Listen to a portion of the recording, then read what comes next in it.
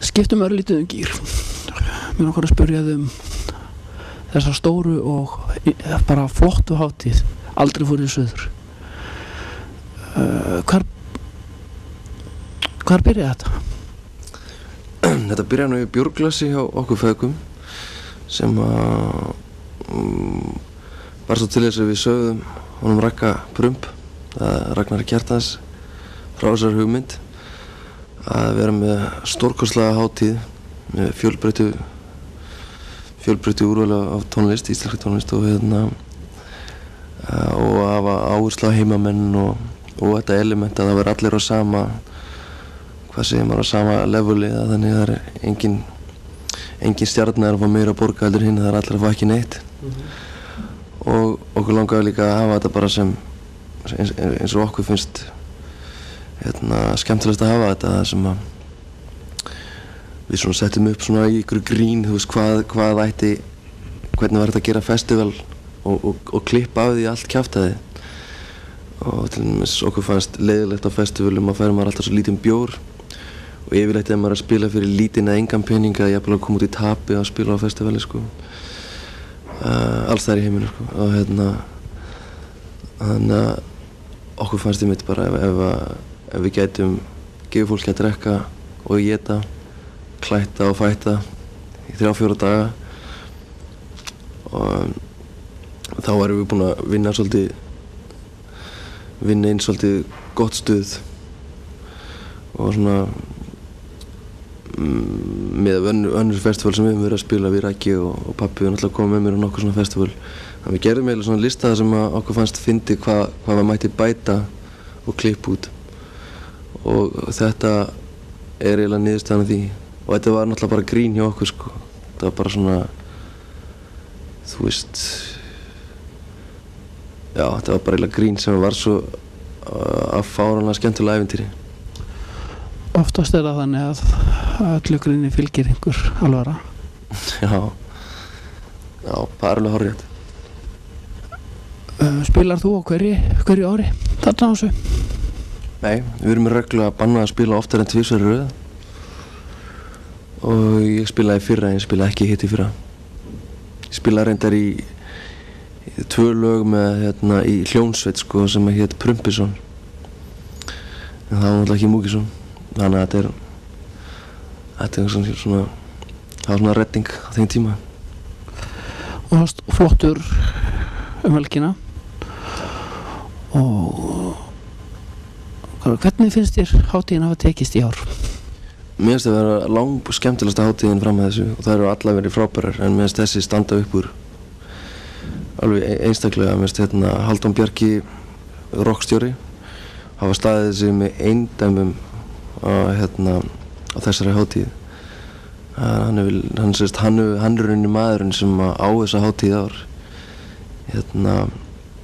og hann á alla þakkir ef Ísfirðingar eða Íslendingar eru höfuð sjá þetta á vefnum, þá vil ég biðja að maður labbi upp að halda mig og kissa. Þetta er mikið verk sem hann er búinn að vinna og allt gekk upp hjá honum. Það er gott. Nýta á döfinni að þér, plata, eitthvað svoleiðis?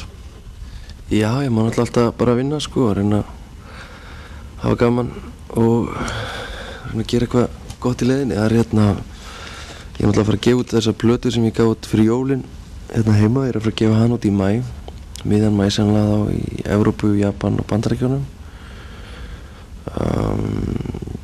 Ég er að fara að túra alveg helling í maí, júní og júlí út í útlandinu. Svo langar maður að taka ykkur tónleika hérna heima líka. Þannig að nóg á döfinu og svo er ég með 2 plötur í smíðum. Svona minni plötur heldur en ekki minni plötur en það er svona það verið svona áhugamál hjá mér.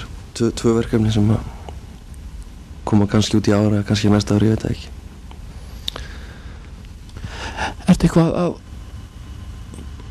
eitthvað bak við Verslunarmann helgin í ár? Ertu einhver stað þar? Nei, ég hef aldrei spilað neins þar á Verslunarmann helgina. Ég reyndi að spila á Innibókunum þegar þetta heima í Reykjavík. Ég var að hugsa að spila út á Langeyri núna, inn Súðavík.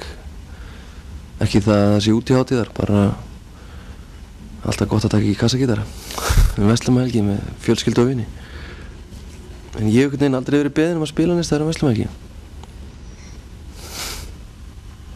Já, þannig að það myndur vilja það einhver myndur býða það?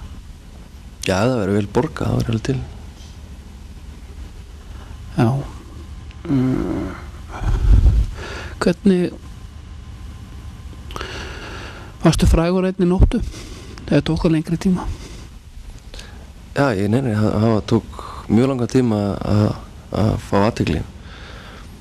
Ég gátt plötu sem heitir Lonely Mountain og við seldum svona 5 eintök á mánuði, eða 5 til 20 eintök á mánuði að henni í svona gott halvt ár.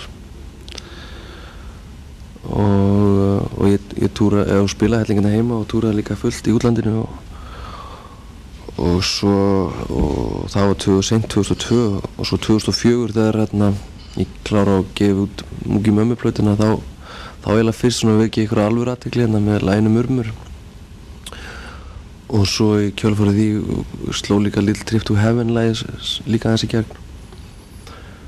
Þannig að má eiginlega segja ég haf bara verið svona í vel í kantinum í 2 ára eða eitthvað svoleiðis. Þangað til ég vakti ykkur alvöru athygli sko. Og mér finnst í rauninni ekkert ennþá ég líti ekki á mig sem stjörnu sko. Ég finn ekki fyrir því, mér finnst fólk ekki að horfa á mig eða mér finnst eða ég verð ekki var við neitt svona sem að aðrir þekkja sem eru alvöru stjörnur. Þú varst að tala útlönd. Ég frétti það að þú hafðir í skóla þar. Hvað varst að læra? Ég var að læra hljóðupptökutækni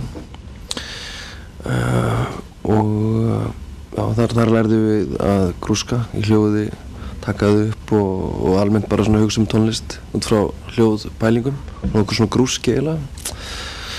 Og já, ég hafði mikið áhuga á þessum tíma á alls konar hljóðheimum.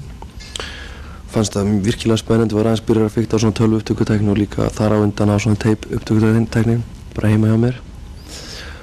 Og og ég hugsaði sko, eins og hvað núna kannski 10-12 ár síðan þegar Björk var að springa út.